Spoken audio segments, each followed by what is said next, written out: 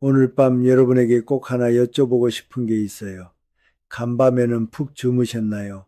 혹시 자다가 깨서 화장실에 가지는 않으셨는지요? 만약 최근 들어 화장실 가는 횟수가 부쩍 늘었거나 한밤중에 두세 번씩 눈이 떠진다면 그저 나이가 들어서 그러려니 하고 넘기시면 안 됩니다. 왜냐하면 그것은 지금 여러분의 콩팥, 즉 신장이 살려달라고 외치는 절박한 SOS 신호일지도 모르기 때문입니다. 이 대목에서 등골이 서늘해지는 숫자 하나를 말씀드려야 할 것 같습니다. 대한신장학회의 최신 보고서에 따르면 국내에서 만성 콩팥병 진단을 받는 환자 수는 무려 460만 명에 달할 것으로 추산됩니다. 이는 우리나라 성인 7명 중 1명에 해당하는 어마어마한 숫자입니다. 7명 중 1명입니다. 다시 말해 여러분의 가족, 친구 혹은 지금 옆에 앉아 계신 분 중 누군가는 이미 신장에 심각한 문제를 안고 있다는 계산이 나옵니다. 하지만 진짜 무서운 사실은 따로 있습니다. 이 수백만 명의 사람들 중 자신이 신장병을 앓고 있다는 사실을 아는 사람은 채 10%도 되지 않는다는 것입니다. 90% 이상의 분들이 자신의 신장이 서서히 아주 조용히 망가져 가고 있다는 사실을 까마득히 모른 채 평범한 하루하루를 보내고 계십니다. 왜 모를까요? 바로 그것이 신장이 침묵의 장기라 불리는 이유입니다. 신장은 전체 기능의 70%를 잃을 때까지 우리에게 어떠한 자각 증상도 내보이지 않습니다. 아프지도 않고 피곤하지도 않다가 무언가 이상하다고 느꼈을 때는 이미 손쓰기엔 너무 늦어버린 경우가 태반입니다. 그래서 의사들은 신장병을 조용한 살인마라고 부르며 두려워하는 것입니다. 하지만 안심하세요. 오늘 밤 이 영상을 마주하신 여러분은 정말 운이 좋은 분들입니다. 왜냐하면 지금부터 제가 들려드릴 이야기는 신장이 은밀하게 보내는 7가지 위험 신호를 정확히 알아채는 방법이자 2024년에서 2025년에 걸쳐 전 세계 의학계를 발칵 뒤집어 놓은 장과 신장의 놀라운 관계를 바탕으로 한 완전히 새로운 신장 회복의 비밀이기 때문입니다. 저는 소화기 내과, 신장 내과 양쪽에서 30년 넘게 환자들을 만나며 임상 경험을 쌓아왔습니다. 지금까지 수만 명이 넘는 환자분들의 신장과 장을 들여다보며 단언할 수 있는 한 가지가 있습니다. 여러분의 신장을 지키는 마스터키는 신장 그 자체가 아니라 바로 여러분의 뱃속, 즉 장에 숨어 있었다는 사실입니다. 이 사실을 오늘 아느냐 모르느냐에 따라 5년 뒤 그리고 10년 뒤의 삶은 하늘과 땅 차이로 달라질 것입니다. 오늘 준비한 이야기는 크게 3가지 장으로 나뉩니다. 첫 번째 장에서는 여러분의 신장이 지금 이 순간 보내고 있을지 모르는 7가지 SOS 신호에 대해 아주 자세히 짚어보겠습니다. 이것만 알아두셔도 돌이킬 수 없는 강을 건너기 전에 대처하실 수 있습니다. 두 번째 장에서는 2025년 최신 의학이 밝혀낸 장신장축이라는 혁명적인 이론과 장을 통해 신장을 재생시키는 인체의 신비로운 메커니즘을 설명해 드릴 겁니다.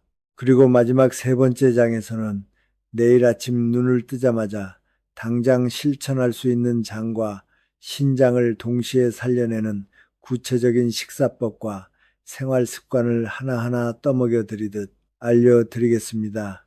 특히 두 번째 장에서 들려드릴 장과 신장의 연결고리에 관한 이야기는 현장에 있는 많은 의사들조차 아직 깊이 알지 못하는 최전선의 정보입니다.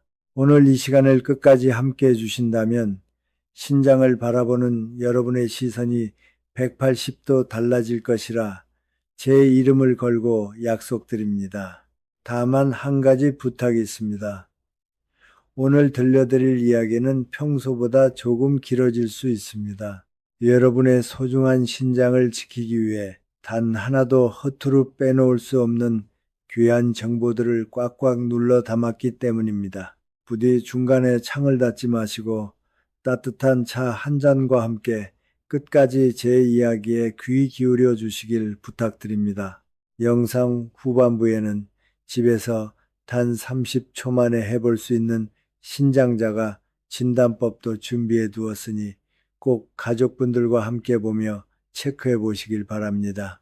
자, 그럼 여러분의 하나뿐인 신장을 지키기 위한 밤의 진료실 그 문을 열겠습니다. 가장 먼저 첫 번째 장, 신장이 우리에게 보내는 7가지 SOS 신호에 대해 이야기해 볼까요? 그 전에 제가 진료실에서 만났던 한 환자분의 이야기부터 들려드리고 싶습니다. 3년 전 늦가을이었습니다. 가명으로 김만수 아버님이라고 부르겠습니다. 72세의 아주 정정하신 남성분이셨죠. 아버님은 은퇴 후에도 동네 파크골프장에서 매주 땀을 흘리시고 주말이면 아내분과 텃밭을 가꾸며 누가 봐도 그림처럼 건강한 노후를 보내고 계셨습니다. 그런 아버님이 병원을 찾으신 이유는 아주 사소했습니다. 원장님, 요새 다리가 좀 붓는 것 같아요. 양말을 벗으면 자국이 영 안 없어지네. 아버님은 호탕하게 웃으시며 나이가 들어서 그렇겠죠. 별일로 생각해요. 하셨습니다. 하지만 저는 혹시나 하는 마음에 혈액 검사를 권해드렸고 며칠 뒤 그 결과를 받아든 순간 저도 모르게 말문이 막히고 말았습니다. 신장의 기능을 보여주는 수치인 신사구체 여과율, 즉 EGFR, AGFR 수치가 겨우 35밖에 되지 않았던 겁니다. 건강한 성인의 EGFR은 보통 90 이상입니다. 35라는 숫자는 신장의 기능이 이미 정상의 40% 이하로 뚝 떨어져 버렸다는 뜻입니다. 의학적인 진단명으로는 만성 콩팥병 3기, 이대로 방치했다가는 몇 년 안에 투석기계에 의존해야 할지도 모르는 벼랑 끝 상태였습니다. 제가 조심스레 결과를 말씀드리자 아버님의 얼굴에서 순식간에 핏기가 가시던 그 모습을 저는 지금도 생생히 기억합니다. 원장님, 저는 매년 꼬박꼬박 건강검진을 받았는데 왜 아무도 제 콩팥이 망가지고 있다고 말해주지 않은 겁니까? 아버님은 파르르 떨리는 목소리로 물으셨습니다. 여기에 바로 신장병의 진짜 공포가 숨어 있습니다. 우리가 매년 받는 일반적인 건강검진에서는 보통 크레아티닌이라는 항목 하나만 쓱 보고 넘어가는 경우가 많습니다. 크레아티닌 수치가 정상 범위에서 아주 살짝 벗어난 정도라면 진료실에서는 그저 조금 높긴 한데 일단 지켜봅시다 하고 무심코 넘겨버리곤 하죠. 하지만 그 지켜봅시다 하는 시간 동안에도 신장의 여과 장치들은 소리 없이 그러나 아주 확실하게 바스라지고 있습니다. 김만수 아버님처럼 스스로는 아주 건강하다고 굳게 믿고 계시는 분들 중에도 이미 신장의 위험을 넘어선 분들이 셀 수 없이 많습니다. 그렇기 때문에 내 몸이 보내는 미세한 파열음을 스스로 알아채는 힘을 기르는 것이 그 무엇보다 중요합니다. 그렇다면 구체적으로 어떤 신호들에 귀를 기울여야 할까요? 지금부터 그 7가지 신호를 하나씩 정밀하게 해부해 보겠습니다. 첫 번째, SOS 신호, 바로 야간 빈뇨입니다. 시작할 때도 여쭤보았지만 자다가 소변이 마려워 2번 이상 이불을 걷어차고 일어나신다면 반드시 의심해 보셔야 합니다. 남성분들은 이거 전립선 문제 아니야 하고 넘기기 십상입니다. 물론 전립선 비대증이 원인일 때도 많습니다. 하지만 그 이면에 신장 기능에 치명적인 저하가 숨어 있는 경우가 허다합니다. 건강한 신장은 우리가 깨어있는 낮 동안에 수분의 대부분을 걸러내어 배출하고 밤이 되면 소변을 꾹꾹 농축시켜 그 양을 최대한 줄여주는 아주 똑똑한 조절 능력을 가지고 있습니다. 그래야 우리가 깨지 않고 푹 잘 수 있으니까요. 그런데 신장이 망가지면 이 농축 능력이 가장 먼저 고장을 일으킵니다. 밤이 되어도 소변을 진하게 만들지 못하니 묽은 소변이 끊임없이 방광으로 흘러 들어가 양이 늘어나는 것입니다. 밤에 화장실 가는 횟수가 늘었다는 건 신장이라는 정수기의 필터 성능이 떨어지고 있다는 최초의 경고등입니다. 두 번째 신호는 다리와 얼굴의 부종입니다. 김만수 아버님이 느끼셨던 바로 그 증상이죠. 저녁만 되면 신발이 꽉 끼어 발이 아프다. 아침에 눈을 뜨면 쌍꺼풀이 실종될 정도로 눈두덩이가 부어 있다. 평소 잘 맞던 반지가 비누칠을 해도 빠지지 않는다. 이런 변화들은 우리 몸에 불필요한 수분과 염분이 잔뜩 고여 있다는 명백한 증거입니다. 신장이 튼튼하다면 남아도는 수분은 소변을 통해 시원하게 빠져나갑니다. 하지만 배출 능력이 떨어지면 갈 곳 잃은 물이 몸 구석구석에 웅덩이처럼 고이기 시작합니다. 이것이 바로 부종의 진짜 얼굴입니다. 특히 아침에 일어났을 때 다리가 아닌 얼굴부터 부어오른다면 신장이 밤새 엄청난 부담과 싸우고 있었다는 뜻이니 하루빨리 병원 문을 두드리셔야 합니다. 세 번째 신호는 소변의 이상입니다. 매일 화장실에서 물을 내리기 전 딱 3초만 변기안을 들여다보세요. 소변의 색깔과 거품을 보셔야 합니다. 정상적인 소변은 맑은 연한 노란색이나 보리차색을 띠고 거품이 일더라도 몇 초 안에 사르르 꺼집니다. 하지만 신장의 필터가 찢어지기 시작하면 원래라면 혈관 속에 얌전히 머물러야 할 귀중한 단백질이 소변으로 줄줄 새어 나옵니다. 단백질은 비누나 세제 같은 계면 활성제 역할을 하기 때문에 변기물에 아주 미세하고 자잘한 거품이 일고 시간이 지나도 좀처럼 사라지지 않습니다. 마치 변기에 세제를 한 방울 떨어뜨린 것처럼 조밀한 거품이 남는다면 이것은 단백뇨를 강력하게 시사하는 붉은 깃발입니다. 또한 콜라처럼 짙은 갈색이나 붉은색을 띠는 소변, 속이 들여다 보이지 않을 정도로 탁한 소변 역시 신장이 비명을 지르고 있다는 증거입니다. 네 번째 신호, 아무리 쉬어도 풀리지 않는 원인 모를 피로감입니다. 최근 들어 유난히 몸이 천근만근 무겁다. 예전엔 콧노래 부르며 하던 집안일이 이제는 등산하는 것처럼 버겁다. 오후만 되면 몸이 바닥으로 꺼지는 것 같다. 이런 만성적인 피로 뒤에 신장 기능 저하가 웅크리고 있을 수 있습니다. 신장은 단순히 소변만 만드는 곳이 아닙니다. 우리 뼛속 공장인 골수에 적혈구를 만들어라 하고 명령을 내리는 에리트로포이에틴이라는 호르몬을 생산하는 아주 중요한 역할을 합니다. 신장이 망가지면 이 호르몬이 나오지 않고 결국 적혈구 생산이 뚝 끊깁니다. 적혈구가 줄어든다는 건 우리 몸 구석구석으로 산소를 배달하는 택배 기사들이 파업을 했다는 뜻입니다. 배와 근육에 산소가 부족해지니 당연히 하루 종일 멍하고 조금만 걸어도 숨이 차고 기운이 없는 것입니다. 의학적으로 이를 신성빈혈이라고 부릅니다. 나이 탓이 아닙니다. 피의 산소통이 비어버린 탓입니다. 다섯 번째 신호는 피부 가려움증입니다. 이건 의외로 많은 분들이 모르시는 증상인데 아주 치명적인 힌트가 됩니다. 신장이 제할 일을 못하면 소변으로 빠져나가야 할 쓰레기들, 특히 인이나 요소질소 같은 독소들이 혈액 속에 차곡차곡 쌓입니다. 이 독한 쓰레기들이 피를 타고 돌다가 피부 및 신경을 콕콕 찔러대며 자극하는 겁니다. 좋다는 보습크림을 한 통 다 바르고 피부과 약을 먹어도 도무지 가라앉지 않는 지독한 가려움.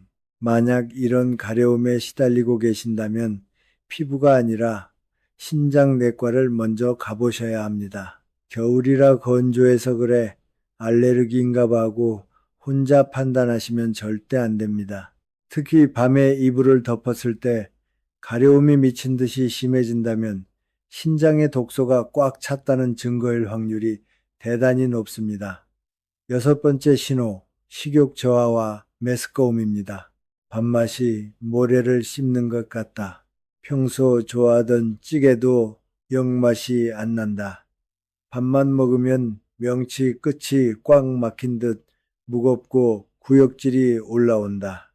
신장 기능이 뚝 떨어져 혈액 속에 요독, 즉 소변의 독소가 쌓이면 이 독소가 뇌의 구토 중추를 직접 자극하거나 위장 점막을 헐게 만듭니다. 체한 줄 알고 내과에 가서 위내시경을 받지만 결과는 아무 이상 없는 것으로 나옵니다. 위장의 문제가 아니라 피가 탁해져서 생긴 신장 문제였기 때문이죠. 마지막 일곱 번째 신호, 가장 놓치기 쉽지만 가장 위험한 징후입니다.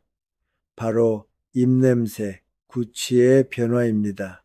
신장이 망가져 소변으로 나가야 할 암모니아가 피 속에 넘쳐 흐르면 이 독가스가 폐를 거쳐 호흡을 통해 밖으로 뿜어져 나옵니다. 내쉬는 숨에서 화장실 암모니아 냄새나 생선 비린내 같은 아주 독특하고 불쾌한 냄새가 나기 시작합니다. 양치질을 3번씩 하고 독한 구강청결제로 가글을 해도 그 냄새는 절대 사라지지 않습니다. 입안에서 나는 냄새가 아니라 내장 깊은 곳에서 올라오는 냄새이기 때문입니다. 본인이나 가족의 입에서 이런 냄새가 난다면 치과 예약보다 신장검사가 훨씬 시급합니다. 자, 7가지 신호 다시 한번 머릿속에 새겨볼까요? 야간 빈뇨, 얼굴과 다리의 부종, 거품뇨와 소변색의 변화, 극심한 피로감, 지독한 피부 가려움, 식욕 저하와 메스꺼움, 그리고 암모니아 입냄새. 이 중에서 단 하나라도 마음에 걸리는 것이 있다면 내일 당장이라도 동네 내과에 가셔서 혈액 검사와 소변 검사를 받아보시길 간곡히 권합니다. 하지만 여러분, 제가 이 늦은 밤에 여러분을 겁주려고 이 이야기를 꺼낸 것이 아닙니다. 진짜 희망찬 이야기는 지금부터 시작됩니다. 아까 말씀드렸던 김만수 아버님의 그 뒷이야기를 들려드릴 차례네요. 신장 수치 35, 투석을 준비해야 할지도 모른다는 청천벽력 같은 선고를 듣고 아버님은 눈시울을 붉히며 제게 매달리셨습니다. 원장님, 저 이대로 무너질 수 없어요.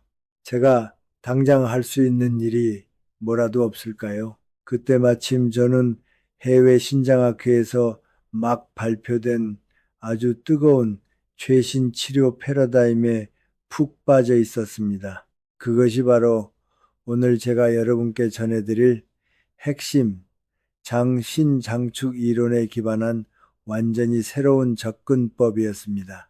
저는 아버님께 기본 약물을 처방하는 것과 더불어 장내 환경을 완전히 뜯어고치는 아주 특별한 식사요법을 강도 높게 지도했습니다.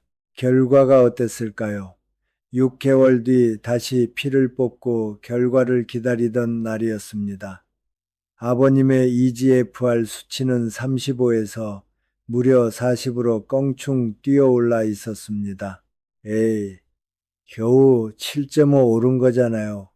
라고 생각하실지 모르겠습니다. 하지만 신장병을 다루는 의사들에게 신장 수치가 다시 오른다는 것은 기적에 가까운 일입니다. 만성 콩팥병 환자의 수치는 브레이크 파열된 자동차처럼 밑으로 곤두박질 치는 것이 상식이지 위로 올라가는 일은 거의 없다고 배워왔으니까요. 그 숫자가 상승 곡선을 그리자 아버님도 옆에서 마음 졸이던 아내분도 그리고 저조차도 탄성을 내질렀습니다. 아버님은 지금도 주말마다 텃밭을 가꾸시고 파크 골프장에서 홀인원을 노리며 활기차게 살고 계십니다. 최근 검사에서 수치는 40유까지 좋아졌고 투석이라는 무서운 단어는 아버님의 인생에서 완전히 지워졌습니다. 아버님은 진료실을 나서며 제 손을 꼭 잡고 이렇게 말씀하셨습니다. 원장님, 그날 원장님이 제 뱃속에 장 이야기를 해주시지 않았다면 저는 지금쯤 병원 침대에 누워 피를 거르고 있었을 겁니다. 제 인생을 다시 돌려주셔서 감사합니다. 도대체 김만수 아버님의 쪼그라들던 신장을 살려낸 장신장축의 마법은 무엇일까요? 이제 두 번째 장의 깊은 곳으로 들어가 보겠습니다. 여러분, 장과 신장, 이 두 녀석이 우리 몸속에서 서로 휴대전화를 쥐고 끊임없이 문자를 주고받으며 대화를 나누고 있다고 하면 믿어지시나요? 에이, 무슨 소리예요. 장은 밥 먹고 소화시켜서 변을 만드는 곳이고 신장은 피를 걸러서 소변을 만드는 곳이잖아요. 부서가 아예 다른데 무슨 대화를 합니까? 당연한 반응입니다. 불과 몇 년 전까지만 해도 전 세계의 의사들도 똑같이 생각했습니다. 하지만 최근 의학계의 눈부신 연구들은 이 두 장기가 혈관이라는 초고속 인터넷망을 통해 1초도 쉬지 않고 방대한 정보를 주고받고 있다는 사실을 명백히 밝혀냈습니다. 이 두 장기 사이에 비밀스러운 한 라인을 의학 용어로 장신장축 군니엑스라고 부릅니다. 미국 신장학회에서 가장 권위 있는 학술지에 전 세계 의사들을 충격에 빠뜨린 대규모 연구 논문이 실렸습니다. 만성 콩팥병 환자들의 장속을 샅샅이 뒤져봤더니 건강한 사람들에 비해 장내 세균의 생태계가 마치 폭격을 맞은 것처럼 처참하게 망가져 있었다는 겁니다. 그렇다면 장이 망가지면 왜 엉뚱하게 신장이 깨져버리는 걸까요? 이해하기 쉽게 비유를 하나 들어보겠습니다. 여러분의 몸을 거대한 하나의 도시라고 상상해 보세요. 장은 이 도시의 입구를 지키는 세관입니다. 음식물이라는 수입품이 들어오면 꼼꼼히 검사해서 몸에 좋은 영양분은 통과시키고 나쁜 독소나 찌꺼기는 밖으로 내쫓는 역할을 하죠. 반면 신장은 도시 한가운데 있는 거대한 정수장입니다. 도시 구석구석을 돌고 온 탁한 물, 즉 혈액을 깨끗하게 걸러서 더러운 물은 하수부서로 버리고 맑은 물만 다시 도시로 돌려보냅니다. 세관과 정수장이 둘이 각자의 자리에서 완벽하게 일할 때 도시는 평화롭습니다. 그런데 만약 스트레스나 나쁜 식습관 때문에 세관장의 직원들이 쓰러져서 시스템이 붕괴되면 어떻게 될까요? 절대 들어와서는 안 될 치명적인 밀수품과 독극물들이 아무런 제재 없이 도시 안으로 쏟아져 들어오기 시작합니다. 이 엄청난 양의 오염물질은 피를 타고 고스란히 정수장으로 밀려듭니다. 정수장의 필터는 감당할 수 없는 쓰레기 더미에 막혀 찢어지고 결국 정수장 전체가 완전히 멈춰버리게 됩니다. 이것이 바로 장내 환경의 악화가 신장을 파괴하는 정확한 메커니즘입니다. 조금만 더 의학적인 언어로 풀어볼까요?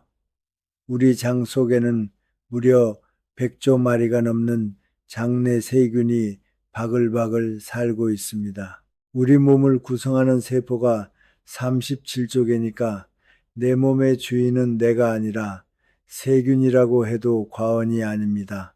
이들은 유익균, 유해균, 그리고 눈치를 보는 중간균으로 나뉩니다. 건강할 때는 유익균이 꽉 잡고 있어서 장벽이 아주 튼튼한 방어막을 칩니다. 하지만 매일 먹는 배달 음식, 인스턴트, 과로와 스트레스가 쌓이면 유해균이 미친 듯이 번식하고 장벽은 마치 오래된 방충망처럼 구멍이 숭숭 뚫려버립니다.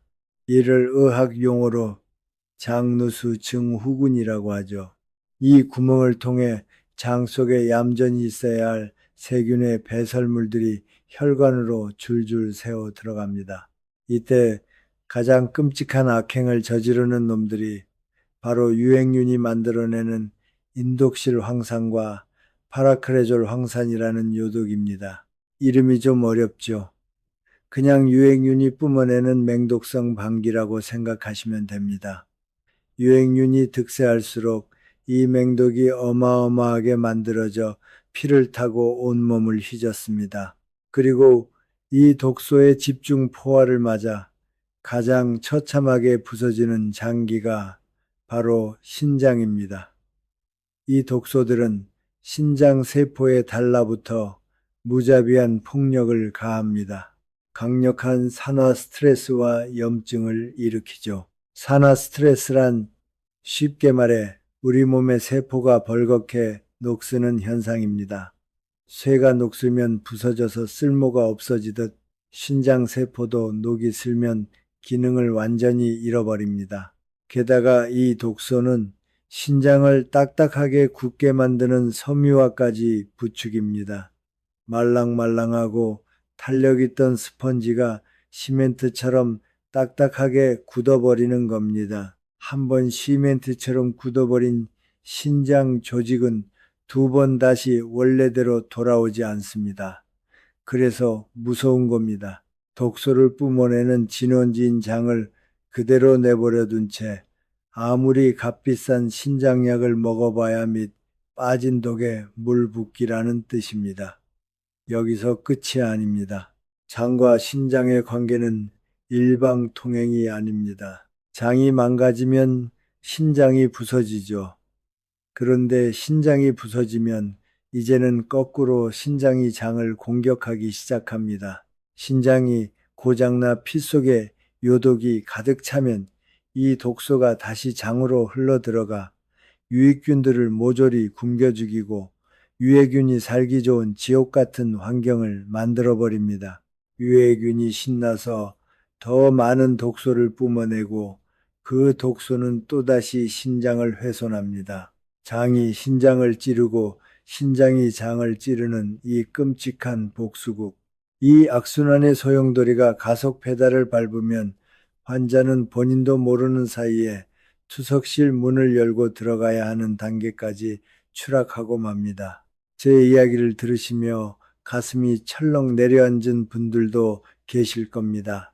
하지만 동전의 양면처럼 이 무서운 이야기는 곧 가장 확실한 희망의 메시지이기도 합니다. 이 악순환의 고리 중 단 한 곳, 즉 장내 환경만 완벽하게 고쳐놓으면 신장이 망가지는 것을 멈추고 오히려 회복의 길로 돌아서게 만들 수 있다는 뜻이니까요. 2025년 유럽 신장학회에서 발표된 임상 연구 하나가 전 세계 의사들의 가슴을 뛰게 만들었습니다. 만성 콩팥병 3기에서 사기, 즉 투석을 목전에 둔 환자들을 대상으로 특정 유익균과 식이섬유를 듬뿍 먹이는 장내 환경 개선 프로젝트를 6개월간 진행했습니다. 결과는 놀라웠습니다. 환자들의 피 속을 떠돌던 맹독성 물질, 인독실 황산의 농도가 평균 30%나 뚝 떨어졌고 절벽으로 떨어지던 신장 기능 수치 EGFR의 하락 속도가 눈에 띄게 멈춘 것입니다. 심지어 일부 환자들은 앞서 말씀드린 김만수 아버님처럼 수치가 거꾸로 올라가는 기적을 보여주기도 했습니다. 결론은 하나입니다. 장을 다스리는 자가 신장을 구한다. 이것이 바로 장신장축 이론의 심장이자 지금 전 세계 의료계가 주목하는 가장 강력하고 혁명적인 신장 치료의 최전선입니다. 여기서 또 한 분의 이야기를 꺼내지 않을 수 없네요. 78세 여성, 가명으로 이순자 어머님이라고 하겠습니다. 어머님은 수십 년간 알아온 당뇨와 고혈압의 합병증으로 신장이 서서히 망가져가고 있었습니다. 신장 수치는 28, 대학병원 주치 1호부터 어머님, 이제 슬슬 팔의 혈관 수술하고 투석 준비하셔야겠습니다. 라는 말을 듣고 펑펑 우시며 제 진료실을 찾아오셨습니다. 저는 어머님을 자리에 앉히고 평소 뭘 드시는지 식습관을 아주 집요하게 캐물었습니다. 아니나 다를까 치명적인 문제들이 고구마 줄기처럼 딸려 나왔습니다. 아침엔 식빵에 햄 한 조각, 점심엔 귀찮다고 냉동볶음밥이나 편의점 도시락, 저녁엔 짭짤한 장아찌에 흰쌀밥, 그리고 찌개 국물. 채소는 입에도 대지 않으셨고 발효 음식은 냄새난다고 멀리하셨습니다. 게다가 당뇨 합병증 치료하느라 독한 항생제를 여러 번 드신 탓에 어머님의 장속 유익균들은 이미 전멸 상태일 것이 뻔했습니다. 대변 검사를 해보니 예상대로였습니다. 장을 지켜주는 비피더스균이나 유익균은 씨가 말랐고 신장을 파괴하는 맹독을 뿜어내는 유해균들이 장을 꽉 채우고 있었습니다. 장이 신장을 무자비하게 폭행하고 있는 전형적인 케이스였죠. 저는 어머님 손을 잡고 말씀드렸습니다. 어머님, 대학병원 약은 무조건 챙겨 드셔야 합니다. 하지만 저랑 딱 한 가지만 더 해봅시다. 뱃속에 장을 어르고 달래서 신장을 보호하는 방어막을 쳐볼 겁니다. 저 한번 믿어보시겠어요? 어머님은 반신반의하셨지만 투석기계에 피를 뽑는 것만 피할 수 있다면 흙이라도 씹어먹겠다며 굳게 다짐하셨습니다. 제가 어머님께 내드린 구체적인 숙제는 잠시 후 세 번째 장에서 남김없이 공개하겠습니다. 결론부터 말씀드리면 1년 뒤 어머님의 신장 수치는 28에서 33으로 기적처럼 다시 차올랐습니다. 피를 탁하게 만들던 독소 수치는 반토막이 났고 밤마다 피가 나도록 긁어대던 전신 가려움증도 씻은 듯이 사라졌습니다. 어머님은 진료실 문을 열고 들어오시자마자 눈물을 쏟으셨습니다. 원장님, 꿈 같아요. 밤에 가려워서 깨지 않고 푹 자는 것만으로도 살 것 같아요. 세상이 다 환해 보입니다. 투석 이야기는 완전히 백지화되었고 어머님은 지금도 한 달에 한 번씩 화사하게 웃으며 검진을 받으러 오십니다. 김만수 아버님과 이순자 어머님 두 분의 공통점이 무엇일까요? 망가져가는 신장만 멍하니 바라보며 절망하지 않고 눈을 돌려 생명의 뿌리인 장을 근본적으로 치료했다는 점입니다. 자, 이제 장과 신장의 끈끈한 연결고리를 완벽하게 이해하셨을 겁니다. 그렇다면 지금부터 여러분이 가장 목 빠지게 기다리셨을 이야기 세 번째 장으로 넘어갑니다. 구체적으로 뭘 어떻게 먹고 행동해야 장과 신장을 동시에 살려낼 수 있는지 내일 아침 눈을 뜨자마자 당장 실천할 수 있는 완벽한 가이드라인을 하나부터 10까지 세세하게 짚어드리겠습니다. 가장 먼저 기억하셔야 할 것은 장신장축을 살려내는 치료에는 튼튼한 3개의 기둥이 있다는 사실입니다. 첫 번째 기둥은 장을 살리는 식사, 두 번째 기둥은 신장을 씻어내는 수분 관리, 세 번째 기둥은 혈류를 뚫어주는 생활 습관입니다. 이 세 기둥이 무너지지 않고 균형을 이룰 때 장과 신장을 갉아먹던 악순환의 톱니바퀴가 멈추고 생명을 살리는 선순환으로 돌아가기 시작합니다. 그럼 첫 번째 기둥, 장을 살리는 식사부터 파헤쳐 볼까요? 장을 살리기 위한 핵심은 아주 단순합니다. 내 편인 유익균의 숫자는 늘리고 적군인 유해균은 굶겨 죽이는 겁니다. 이를 위해 두 가지 작전이 동시에 들어가야 합니다. 하나는 밖에서 튼튼한 유익균 용병들을 직접 넣어주는 프로바이오틱스 작전. 다른 하나는 이미 장 속에 살고 있는 유익균들에게 그들이 환장하는 최고급 밥을 줘서 힘을 키우는 프리바이오틱스 작전입니다. 이 두 가지를 한 번에 폭격하는 것을 최신 영양학에서는 신바이오틱스, 신비오틱스라고 부르며 이것이 장 신장축을 회복시키는 가장 강력한 무기입니다. 먼저 유익균 용병을 투입하는 프로바이오틱스 이야기부터 해보죠. 우리 한국인의 밥상에서 가장 강력하고 훌륭한 유익균 보급 창고가 어디에 있을까요? 비싼 영양제통이 아닙니다. 바로 우리 조상들이 수백 년간 매일 먹어온 전통 발효식품입니다. 청국장, 동치미, 같은 물김치, 나토, 그리고 전통 감주, 이 소박한 음식들 안에 신장을 살려낼 기적의 유익균들이 우글우글 살아 숨쉬고 있습니다. 특히 주목하셔야 할 발효식품을 딱 짚어드릴게요. 첫 번째는 단연코 된장입니다. 콩을 발효시켜 만든 된장은 대한민국이 세계에 자랑하는 발효식품의 제왕이죠.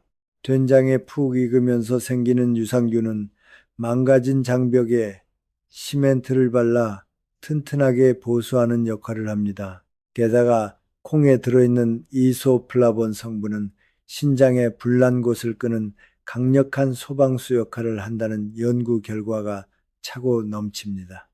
이쯤 되면 꼭 이런 질문이 나옵니다. 원장님, 된장짠데 신장의 독약 아닙니까? 맞습니다. 염분 걱정되시죠? 그런데 참으로 흥미로운 연구 결과가 있습니다. 된장 속에 소금은 일반 소금을 생으로 먹었을 때보다 혈압을 올리는 부작용이 훨씬 덜하다는 겁니다. 풍부하게 들어있는 칼륨과 마그네슘 같은 미네랄들이 소금 나트륨의 나쁜 짓을 중간에서 꽉 붙잡아 상쇄시키기 때문입니다. 물론 짭짤하게 끓인 강된장을 푹푹 퍼먹으란 얘기가 절대 아닙니다. 하루 한두 그릇 물을 넉넉히 잡고 짜지 않게 끓인 슴슴한 된장국은 장과 신장 모두에게 훌륭한 보약이 됩니다. 건더기로는 뒤에 말씀드릴 식이섬유 듬뿍 든 채소를 산처럼 쌓아 넣으시면 완벽합니다. 두 번째는 백김치와 동치미, 같은 맑은 김치류입니다. 고춧가루와 젓갈이 듬뿍 들어간 짠 김치 말고 무와 배추를 맑게 발효시킨 이런 물김치에는 식물성 유산균이 꽉꽉 들어차 있습니다. 우유에서 나온 동물성 유산균은 위산에 녹아 죽기 십상이지만 이 식물성 유산균은 지독한 위산을 뚫고 장까지 살아서 씩씩하게 걸어 들어가는 생존의 달인들입니다. 게다가 무와 배추의 식이섬유까지 함께 씹어 먹을 수 있으니 이보다 좋을 수 없죠. 드실 때는 국물은 염분이 있으니 남기시고 아삭한 건더기 위주로 드시는 것이 신장을 지키는 지혜입니다. 세 번째는 전통 쌀누룩 감주식혜입니다. 설탕을 들이부은 캔식혜가 아닙니다. 쌀과 누룩으로만 발효시킨 진짜 쌀누룩 감주에는 천연 올리고당이 가득합니다. 이 올리고당은 장내 유익균들이 가장 사랑하는 최고급 스테이크와 같습니다. 유익균들이 이걸 먹고 힘을 내서 맹독을 뿜는 유해균들을 몰아냅니다. 아침 식사 때 소주 잔으로 한두 잔씩 꾸준히 드시는 것을 추천합니다. 네 번째는 청국장과 나토입니다. 나토나 청국장이 장에 좋다는 건 한국 국민이 다 알지만 이게 신장을 살린다는 사실은 의사들도 잘 모릅니다. 발효된 콩의 끈적끈적한 실타래 속에는 나토키나제라는 혈전용의 효소가 들어 있습니다. 이 효소는 끈적이는 피를 막고 맑은 시냇물처럼 뚫어주어 미세 혈관 덩어리인 신장으로 피가 콸콸 흐르게 도와줍니다. 또한 발효 과정에서 생기는 비타민 K, K는 핏줄에 칼슘이 들러붙어 혈관이 시멘트 파이프처럼 딱딱해지는 석회화를 막아주는 1등 공신입니다.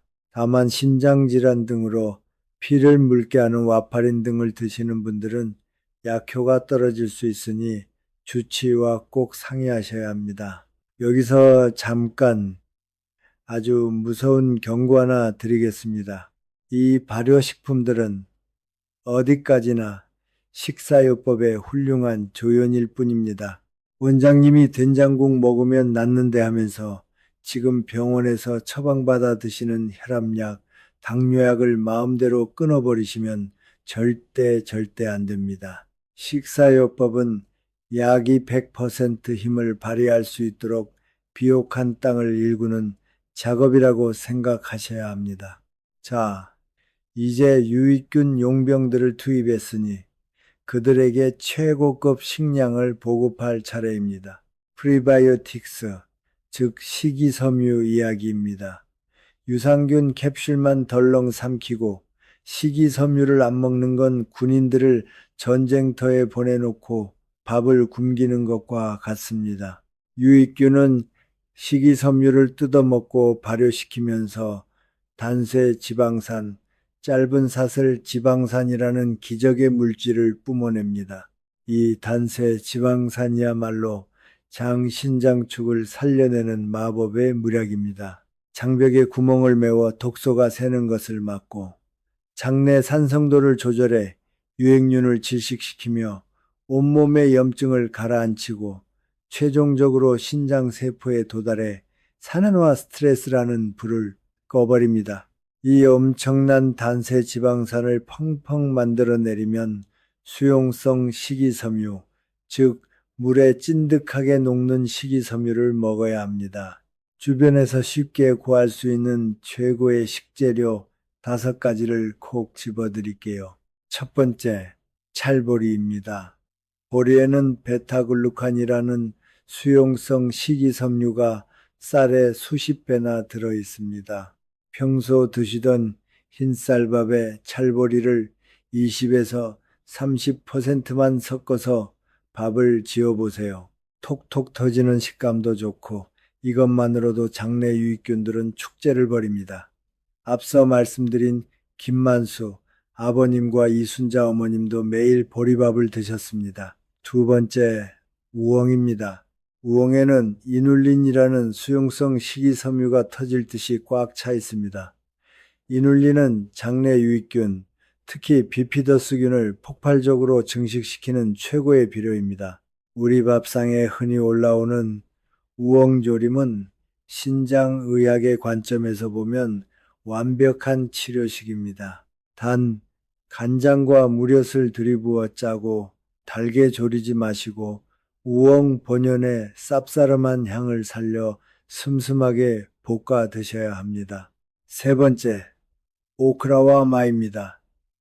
썰었을 때 끈적끈적하게 늘어나는 그 진액, 무침과 팩틴이 바로 수용성 식이섬유의 덩어리입니다.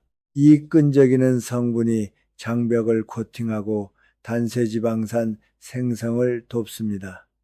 칼륨 함량도 상대적으로 낮아 신장 기능이 떨어진 분들도 부담 없이 드실 수 있습니다. 잘게 다져서 된장국에 훌쩍 털어넣거나 살짝 데쳐서 간장 한 방울 톡 떨어뜨려 드시면 훌륭한 반찬이 됩니다. 네 번째, 미역과 다시마 같은 해조류입니다. 미역을 물에 불리면 미끈미끈해지죠. 그게 바로 알긴산과 푸코이단이라는 강력한 식이섬유입니다. 특히 푸코이단은 신장에 난 염증을 끄는 강력한 소화기 역할을 한다는 연구들이 쏟아지고 있습니다. 아침에 끓이는 슴슴한 된장국에 미역을 듬뿍 넣어보세요. 프로바이오틱스 된장과 프리바이오틱스가 한 그릇에서 만나는 장 신장축을 위한 최강의 보약 수프가 완성됩니다. 다섯 번째, 사과입니다. 사과 껍질에는 펙틴이라는 식이섬유가 어마어마하게 들어 있습니다. 펙틴은 장 속에 굴러다니는 독소와 중금속을 찰흙처럼 끈적하게 흡착해서 대변으로 끌고 나가는 강력한 청소부입니다. 사과는 반드시 껍질째 드셔야 합니다. 깨끗이 씻어서 아침에 반 개 정도 껍질째 씹어 드시거나 갈아서 앞서 말한 쌀누룩 감주에 타 드시면 꿀맛입니다. 반면 신장병이 심해 주치의로부터 칼륨 제한을 강력히 지시받은 분들은 사과 섭취량을 반드시 상회하셔야 합니다. 자, 이 재료들을 조합해서 제가 환자분들께 권하는 하루 기적의 식단을 짜 볼까요?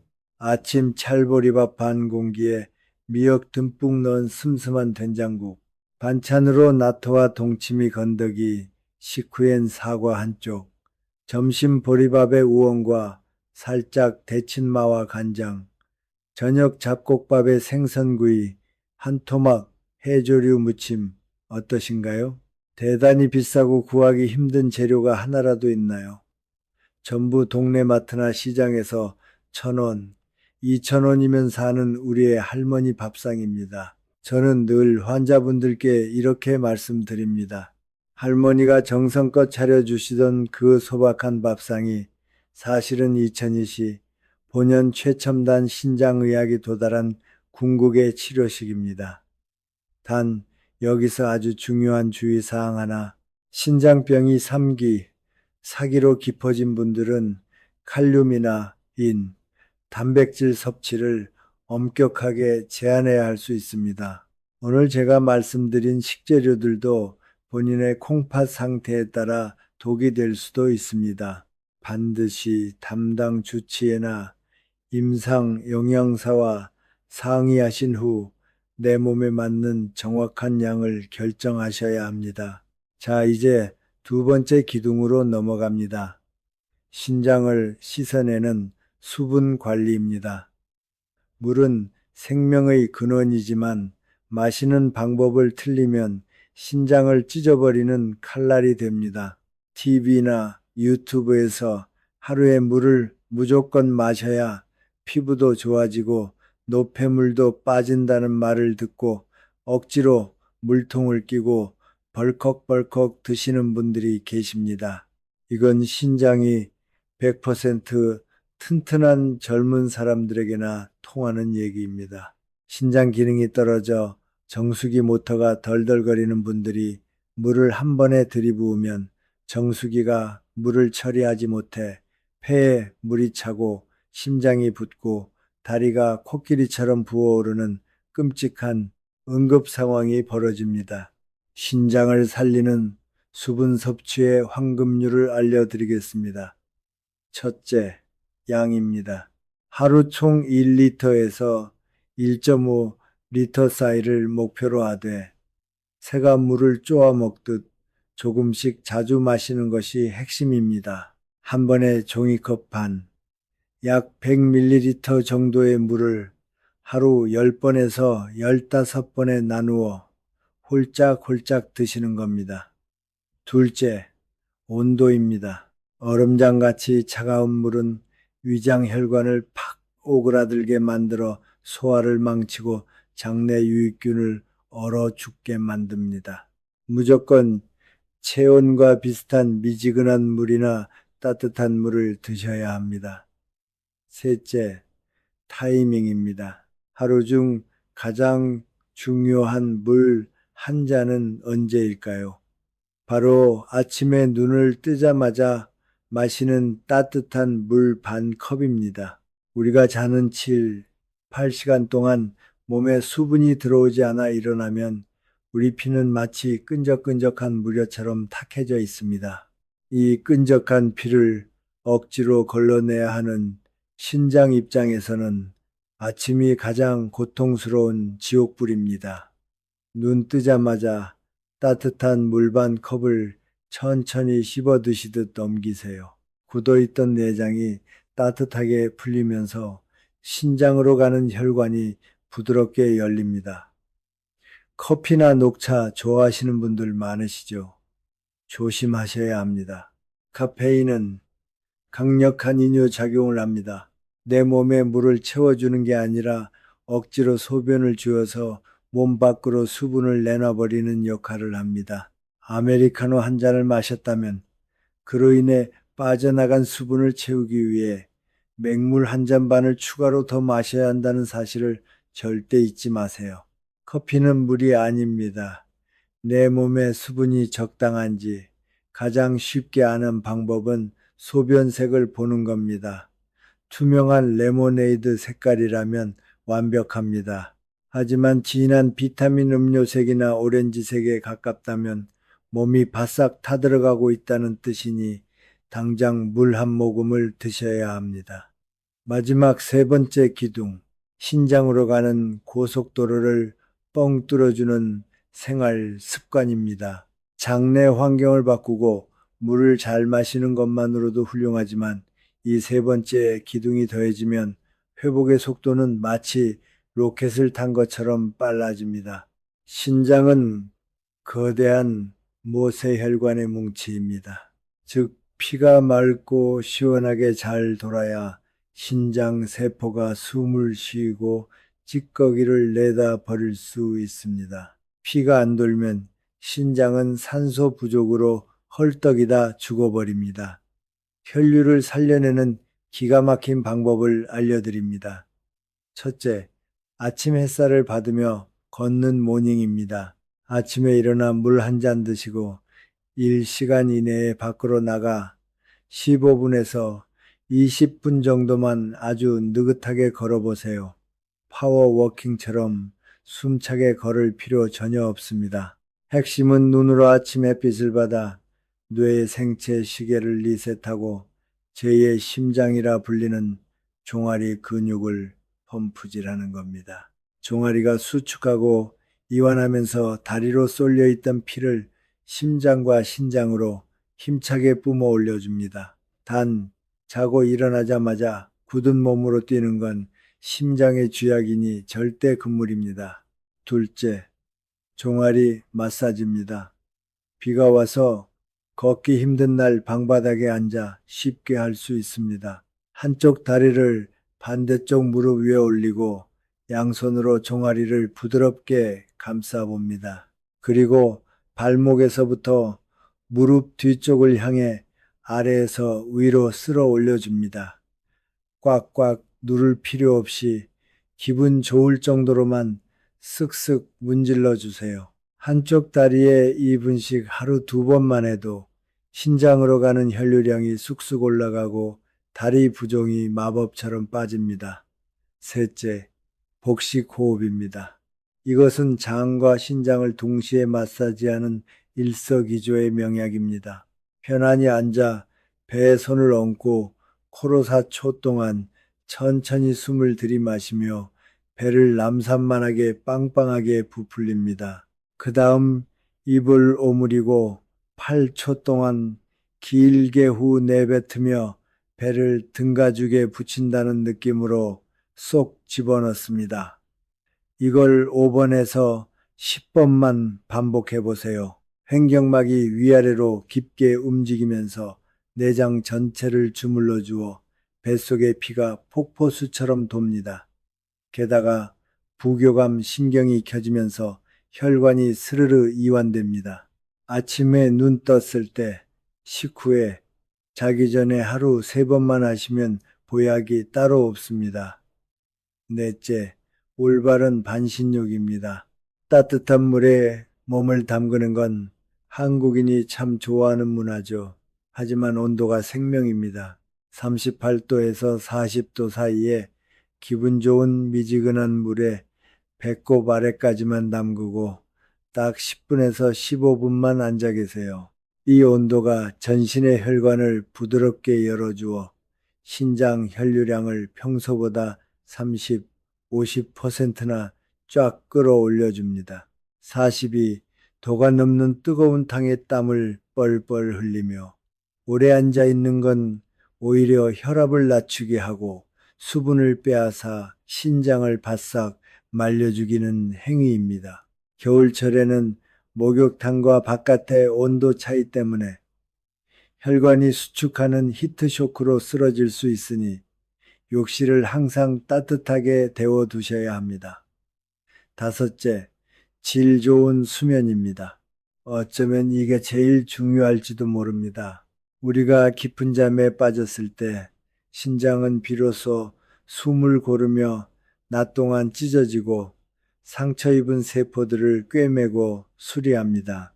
잠을 설친다는 건 신장의 수리센터 문을 닫아버리는 것과 같습니다. 특히 코를 심하게 골다가 숨을 컥 멈추는 수면 무호흡증이 있다면 정말 치명적입니다. 숨이 멈추는 순간 피 속에 산소가 뚝 떨어지고 그 충격이 고스란히 신장으로 향합니다. 가족 중에 자다가 숨을 멈추는 분이 있다면 지체 없이 수면 클리닉에 모시고 가셔야 합니다. 주무시기. 이 시간 전에는 스마트폰의 블루라이트를 차단하시고 방 온도는 18도에서 22도, 습도는 50% 정도로 약간 서늘하고 쾌적하게 맞추세요. 매일 같은 시간에 눕고 같은 시간에 일어나는 것, 그것이 신장을 지키는 최고의 방패입니다. 자, 세 가지 기둥을 다시 한번 머릿속에 정리해 보겠습니다. 첫째, 장을 살리는 식사, 된장, 물김치, 청국장 같은 발효식품과 보리, 우엉, 미역 같은 수용성 식이섬유를 짝지어 먹는 신바이오틱스 전략. 둘째, 신장을 씻어내는 수분 관리, 미지근한 물을 종이컵 반 컵씩 하루 10번 홀짝이기, 아침 공복에 따뜻한 물 한 잔은 생명수. 셋째, 혈류를 뚫어주는 생활 습관, 아침 산책, 종아리 펌프, 복식 호흡, 미지근한 반신욕, 그리고 깊은 잠. 이 세 가지가 톱니바퀴처럼 맞물려 돌아갈 때 여러분의 뱃속에서는 기적이 일어납니다. 장이 튼튼해지면 독소가 사라지고 단세 지방산이 뿜어져 나와 혈압이 뚝 떨어집니다. 혈압이 떨어지면 신장의 미세 혈관들이 폭력에서 해방됩니다. 하나의 좋은 습관이 꼬리에 꼬리를 물고 온몸을 살려내는 것. 이것이 바로 장, 신장축, 접근법의 위대한 힘입니다. 자, 오래 기다리셨습니다. 약속드렸던 30초 신장 셀프 체크 시간입니다. 지금 당장 가족분들과 함께 화면을 보며 손가락을 접어보세요. 총 5개의 질문을 드리겠습니다. 예라고 대답한 것이 몇 개인지 세어보세요. 질문 1. 최근 들어 자다가 깨서 소변을 보러 가는 일이 하룻밤에 2번 이상 있습니까? 질문 2. 저녁이 되면 발목이나 정강이가 붓고 손가락으로 꾹 눌렀을 때 움푹 파인 자국이 금방 올라오지 않습니까? 질문 3. 최근 특별히 무리한 일도 없는데 물 먹은 솜처럼 몸이 무겁고 극심한 피로를 느끼십니까? 질문 4. 소변을 볼 때 변기물에 비누를 푼 것처럼 자잘한 거품이 일고 물을 내리기 전까지 거품이 잘 꺼지지 않습니까? 질문 5. 건조하지도 않은데 온몸, 특히 등이나 다리에 원인 모를 심한 가려움증이 계속됩니까? 다 세어보셨나요? 예가형 개인분들, 일단 안심하셔도 좋습니다. 하지만 방심은 금물입니다. 1년에 한 번은 꼭 피검사와 소변 검사를 챙기세요. 예가 1개에서 2개인 분들 신장이 조심스럽게 경고장을 보내고 있는 중입니다. 최대한 빠른 시일 내에 동네 내과에 가셔서 신장 수치를 확인해 보셔야 합니다. 예가 3개 이상인 분들 지체할 시간이 없습니다. 이번 주 안으로 반드시 꼭 신장내과 전문의를 찾아가 정밀 검사를 받으십시오. 조기 발견만이 투석을 막는 유일하고도 가장 강력한 방어망입니다. 물론 이 테스트가 병원의 진단을 대신할 수는 없습니다. 병원 문을 두드리는 소중한 계기로 삼아 주시길 바랍니다. 마지막으로 오늘 제가 알려드린 신장 축기요법을 묵묵히 실천하셔서 절망의 늪에서 빠져나온 세 분의 놀라운 기록을 짧게 소개해드리고 싶습니다. 68 세 남성 박영우 아버님, 오랜 당뇨 합병증으로 신장 수치 EGFR가 40까지 떨어져 있었습니다. 매일 드시던 흰쌀밥을 찰보리밥으로 바꾸고 아침마다 씁쓸한 미역 된장국을 드셨습니다. 눈 뜨자마자 따뜻한 물 한 잔을 마시고 20분씩 동네를 걸으셨죠. 딱 1년 뒤 수치는 47로 솟아올랐고 널뛰던 혈당까지 얌전해져서 당뇨약 하나를 줄이는 기쁨을 맛보셨습니다. 74세 여성 최정희 어머님, 고혈압으로 혈관이 망가져 신장 수치가 30까지 곤두박질 친 상태였습니다. 어머님은 쌀누룩 감주와 맑은 동치미, 건더기를 매일 챙겨 드시고 TV를 보실 때마다 종아리를 주무르며 복식 호흡을 하셨습니다. 8개월 뒤 수치는 36으로 회복되었고 하룻밤에 3번씩 가던 화장실을 이제는 한 번만 가거나 아예 아침까지 푹 주무신다고 합니다. 82 새 남성 정동환 할아버님, 노화로 인한 만성 콩팥병으로 수치가 25, 투석 직전이었습니다. 며느님의 지극한 정성으로 식탁에 오르던 짠 반찬을 다 치우고 다시마, 무침과 나토 위주의 식단으로 완전히 뜯어 고쳤습니다. 서늘하던 침실 온도를 따뜻하게 올리고 수면 환경도 바꿨죠. 1년 반 뒤 할아버님의 수치는 30을 회복하며 투석이라는 급한 불을 끄셨고 지금도 지팡이 없이 정정하게 산책을 다니십니다. 물론 이 기적 같은 이야기들이 이 영상을 보시는 모든 분들께 100% 똑같이 일어난다고 장담할 수는 없습니다. 사람마다 신장이 망가진 원인도 앓고 있는 지병도 현재의 단계도 모두 다르기 때문입니다. 주치의 선생님과 긴밀하게 상의하며 조심스럽게 발을 내디뎌야 합니다. 하지만 이분들의 생생한 증언이 우리에게 말해주는 진실은 단 하나입니다. 망가진 신장만 쳐다보며 체념하지 마라. 눈을 돌려 생명에 바친 장을 비옥하게 읽으면 시들어가던 신장도 다시 푸른 싹을 키울 수 있다. 오늘 제가 준비한 밤의 진료실은 여기까지입니다.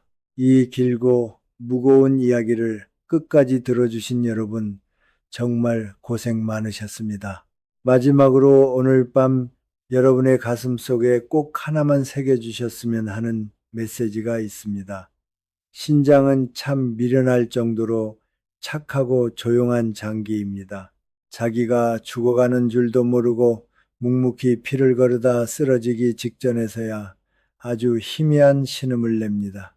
하지만 오늘 우리는 그 작은 SOS 신호를 알아채는 법을 배웠습니다. 그리고 장을 어루만져 신장을 살려내는 기적의 열쇠, 장신장 축이라는 든든한 무기도 손에 쥐었습니다. 제가 오늘 말씀드린 방법들 대단히 거창하고 돈이 많이 드는 것들이 아니었죠.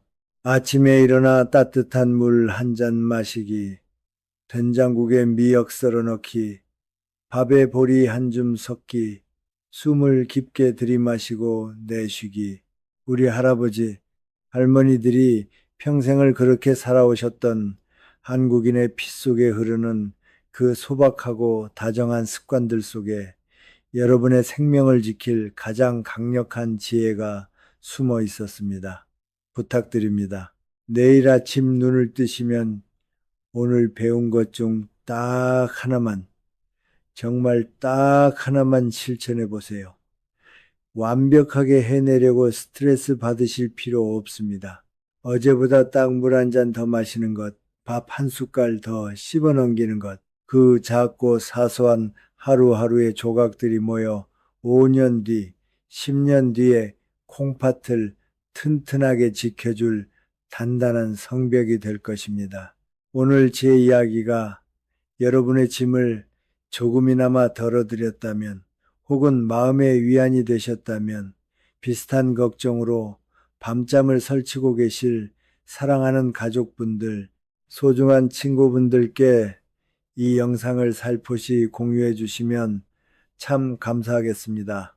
올바르고 따뜻한 의학 정보가 단 한 분의 생명이라도 더 살릴 수 있기를 바라는 것이 의사로서 제 유일한 소망입니다.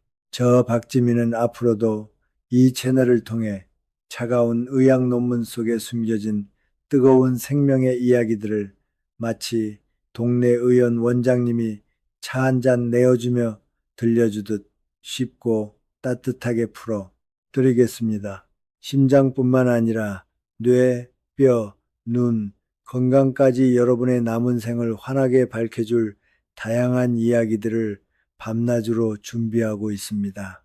이 귀한 정보들 놓치지 않으시려면 구독 버튼 한번 꾹 눌러주시고 저와 계속 인연을 이어가 주시면 더할 나위 없이 기쁘겠습니다. 다음 주 이 시간에는 오늘 이야기를 한 걸음 더 깊이 파고들어 위의 소중한 신장을 지키기 위해 마트에서 절대 카트에 담으면 안 되는 10가지 치명적인 식품 첨가물에 대한 충격적이고도 명쾌한 이야기를 들고 찾아오겠습니다. 장 볼 때마다 눈이 번쩍 뜨일 만한 정보들이 한가득이니 기대하셔도 좋습니다. 여러분의 신장이 언제나 맑고 힘차게 흐르는 시냇물 같기를, 그리고 여러분과 가족분들의 매일매일이 건강하고 평안하시기를 제 온 마음을 다해 기도하겠습니다. 오늘 밤도 저와 함께 해주셔서 진심으로 고맙습니다. 따뜻하게 푹 주무시고 내일 아침 미지근한 물 한 잔 잊지 마세요. 우리는 다음 주에 또 건강한 모습으로 만나겠습니다. 안녕히 주무세요.